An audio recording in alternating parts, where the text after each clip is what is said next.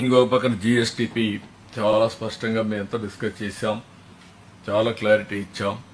15% year on year growth వస్తే తప్ప మనం అనుకున్న ఎకానమీ సర్వైవ్ కాదు. అదే మరి యాస్పిరేషన్స్ ఆర్ వెరీ హై. ఆ యాస్పిరేషన్స్ ను ఫుల్ఫిల్ చేయాలంటే మనం గ్రోత్ కూడా 15% ఉండాల్సిన అవసరం. దానివల్ల చాలా flexibilities. One is revenue realisation. ఒకటి మనం ఏదైనా బారో చేయాలన్న డబ్బులు చేయడం, మనం కట్టవలసినటువంటి అప్పులు కానీ ఇంట్రెస్ట్ కానీ పే చేయడం ఎన్ని అవసరం ఉంటాయి. కాబట్టి దయచేసి ఇది సీరియస్ తీసుకోవాల్సిన అవసరం ఉంది. ఇంకొక పక్కన రెడ్రెసల్ గ్రీవెన్సెస్ ఎక్కువ ఏ డిపార్ట్మెంట్లో వస్తే ఆ డిపార్ట్మెంట్ సరిగా పనిచేయనట్లు లెక్క.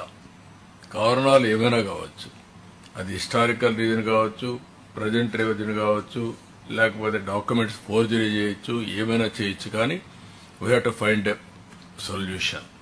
How to find a solution. ఒకవేళ అవసరత రిఫార్మ్స్ కానీ వేరియస్ అటెంప్ట్స్ పెట్టాలి. నాకు కూడా ఇది ఒక ఛాలెంజ్. 3 డిపార్ట్మెంట్లోనే మ్యాక్సిమం 2 డిపార్ట్మెంట్లు లా అండ్ ఆర్డర్లో పెద్దగా వీళ్ళు చేసేది ఏం లేదు. దాన్ని అంతా డిస్పోజ్ చేయడం, కంట్రోల్ చేయడం. మ్యాక్సిమం వచ్చినటువంటి ప్రాబ్లమ్స్ అన్ని రెవెన్యూలో వచ్చాయి. రెవెన్యూ నుంచి లా అండ్ ఆర్డర్కి షిఫ్ట్ అయ్యే పరిస్థితి వస్తుంది. లిటిగేషన్లో భూ కబ్జాలు కానీ ఇవన్నీ వస్తున్నాయి. ఇంకొక పక్కన దీన్ని మీరు ఏ విధంగా మినిమైజ్ చేస్తారు, ఏ విధంగా కంట్రోల్ చేసుకుంటారు అనేది మీ అందరికీ వదిలిపెడుతున్నాను. మీరు ఆ అడ్మినిస్ట్రేషన్లో ఒక టైం బౌండ్ ప్రోగ్రామ్ పెట్టుకొని దీన్ని మనం కంట్రోల్ చేయాల్సిన అవసరం ఉంది. Perception tracking.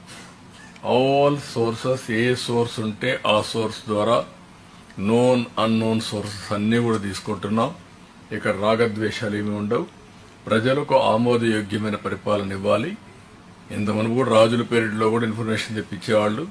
ఇప్పుడు కూడా ఇన్ఫర్మేషన్ కమిషన్ ఒక ఆయన పెట్టారు డిపార్ట్మెంట్కి. Over a period of time information minister ఉన్నాడు. ఇంకొక పక్కన ఎక్కడికక్కడ అడ్వర్టైజ్మెంట్లు ఇవ్వడం కానీ, అది మరి ఇంటెలిజెన్స్ పెట్టుకోవడం కానీ ఇవన్నీ మనం పెట్టుకున్నాం. ఇప్పుడు సీఎం దగ్గర ఇంటెలిజెన్స్ డిపార్ట్మెంట్ ఒకటి ఉంది. ఎందుకంటే రాష్ట్రంలో ఏం జరిగిందో చెప్పడానికి ఇవన్నీ ఉన్నాయి.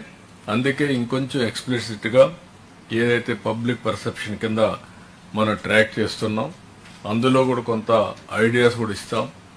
ఏ ఫంక్షనరీ వల్ల మీకు చెడ్డ పేరు వస్తుందో, ఏ ఫంక్షన్స్ వల్ల మీకు చెడ్డ పేరు వస్తూ ఉందో ఆ డీటెయిల్స్ కూడా ఇస్తాం. అవి ఇచ్చినప్పుడు మీరు చాలా వరకు కరెక్ట్ చేసేందుకు అవకాశం ఉంటుంది.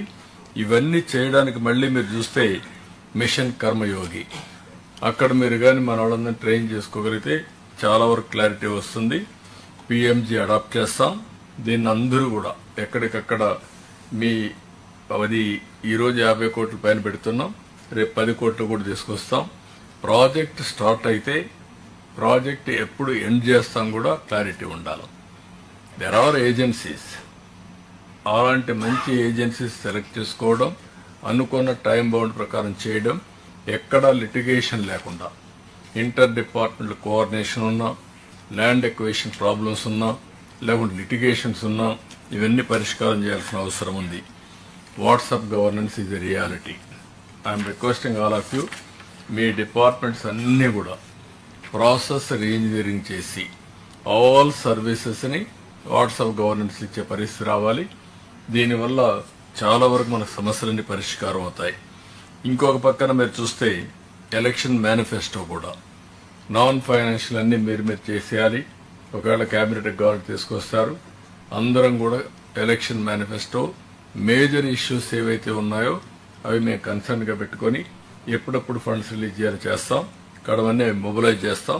కడవన్నీ మీరు కంప్లీట్ చేస్తున్నారు.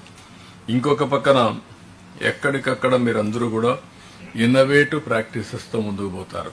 మళ్ళీ చెప్తున్నా, డబ్బులు లేవని పన్నులు పీయడం కాదు. You have to find a solution. You have to find a innovative idea.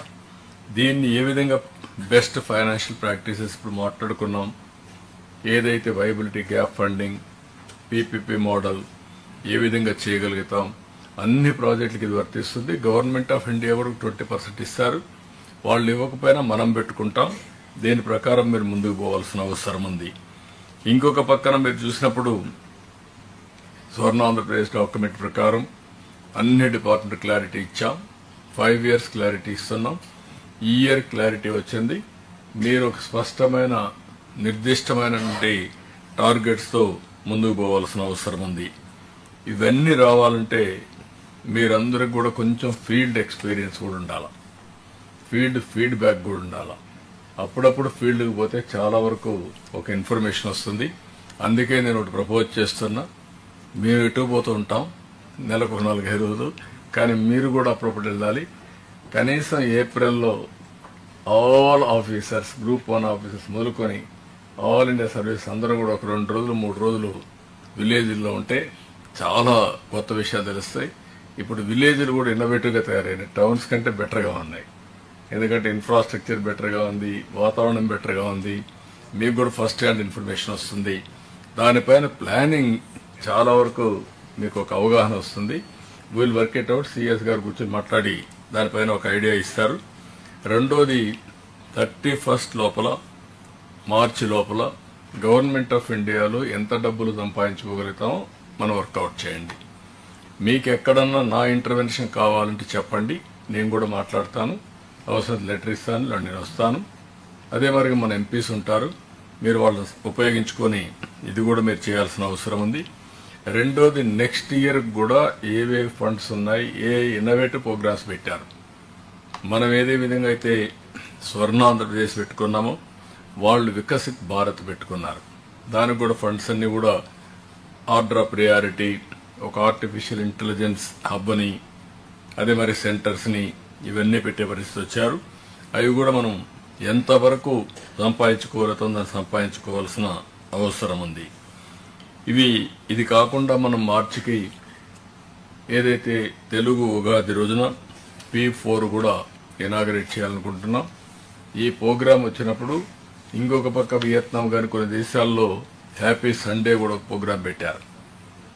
వీలైతే ఆ రోజున హ్యాపీ సండే కూడా తీసుకొస్తాం. ఒకప్పుడు చేశాం. కనీసం మనుషుల్లో ఒక సండే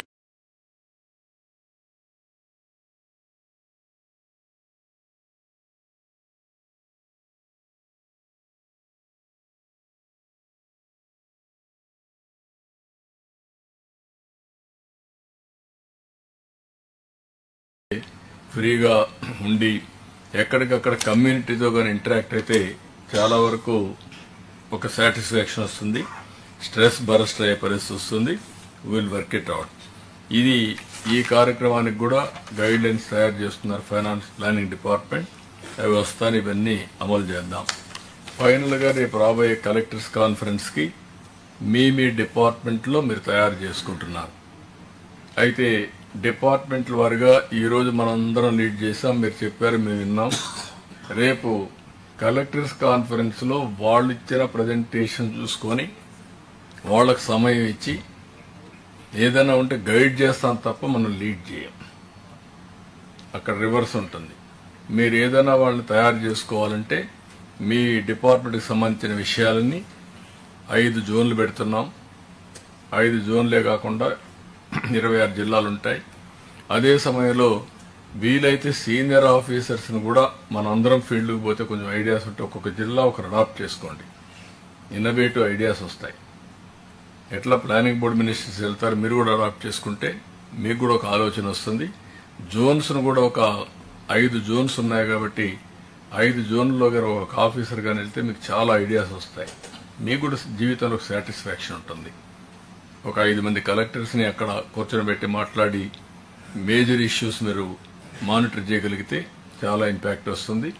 అల్టిమేట్గా మనం ఈరోజు చేసేది మన జీవితంలో ఒక సాటిస్ఫాక్షన్ ఉంటుంది. ఈ విషయం మనం గుర్తుపెట్టుకోవాల్సిన అవసరం ఉంది. ఈరోజు ఒక మాటలో చెప్పాలంటే వండర్ఫుల్ ఎక్స్పీరియన్స్ నాకు కూడా. ఇన్నేళ్లు నేను సీఎంగా ఉన్నా, ఇన్నిసార్లు నేను రాజకీయాల్లో ఎన్నోసార్లు పనిచేసిన, ఈరోజు ఒక నూతనమైనటువంటి అనుభూతి కానీ ఉత్సాహం.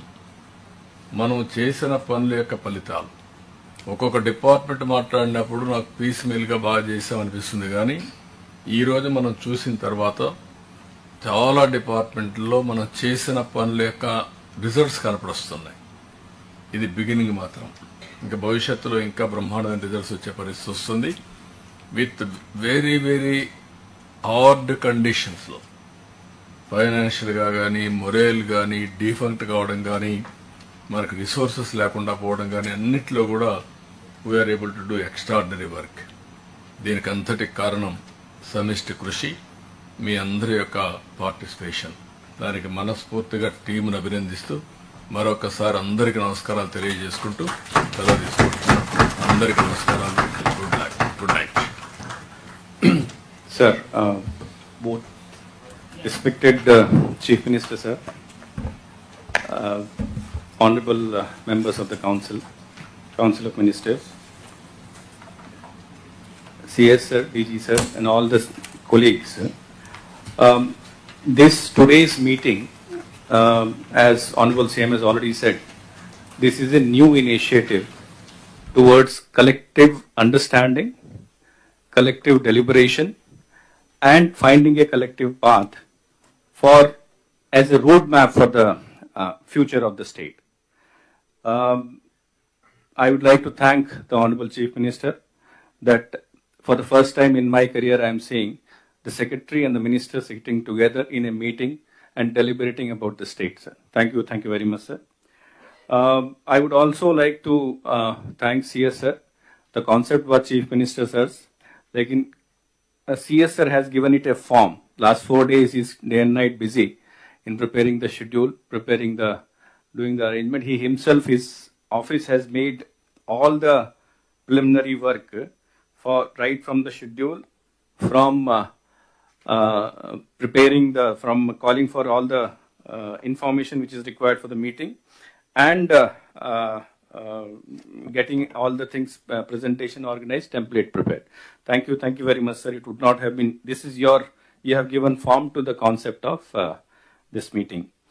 I would also like to thank Vani madam, who has coordinated and got all the information together and placed it before during this meeting. Director Protocol, who is the backbone for this meeting. IT team, CS office team, all the office members of CS team, and GAD for making this, and INPR department for making this meeting successful. Thank you, sir. We'll hope for many more such meetings in the future. Thank you. Sir, dinner is also arranged, sir. So.